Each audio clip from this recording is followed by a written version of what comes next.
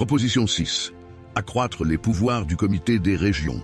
Au-delà de ces 27 pays, l'Europe est constituée de ces régions, avec toute la richesse que représente leur diversité. Donner plus de responsabilités aux collectivités locales, c'est donner plus de pouvoir à nos concitoyens, qui peuvent influer plus facilement sur ces structures plus proches des réalités de leur quotidien. L'Union européenne doit fixer les grands axes, être garante d'un haut niveau d'harmonisation, mais doit laisser aux États membres et à leurs collectivités locales une marge de manœuvre pour les appliquer au mieux en fonction de la situation locale. Il est aussi nécessaire que les collectivités locales puissent jouer un rôle plus grand dans le processus législatif européen. Les radicaux veulent renforcer les moyens et les pouvoirs du Comité des régions de l'Union européenne afin de lui permettre d'être un véritable organe représentant politiquement les collectivités locales européennes.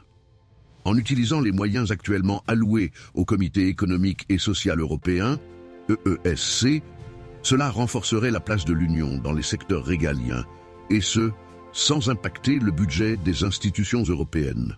Une Europe plus forte sur le plan international. Proposition 7. Une diplomatie européenne unique. La construction européenne qui s'est imposée pour préserver la paix sur un continent ravagé s'impose maintenant pour permettre à ce continent de conserver sa place dans le monde globalisé. Dans ce contexte, les enjeux sont clairs. Rétablir notre souveraineté dans tous les secteurs stratégiques pour préserver notre modèle de valeurs et de droits. Pour mieux se faire entendre, les États membres doivent accepter de ne plus parler que d'une seule voix. Le haut représentant deviendrait alors un véritable ministre des Affaires étrangères de l'Union européenne. Dans chaque pays du monde, au lieu de conserver des dizaines d'ambassades et de consulats, nous devrions mutualiser les moyens pour que tous soient dans un même lieu et sous la responsabilité d'un diplomate européen directement nommé par le ministre des Affaires étrangères de l'UE.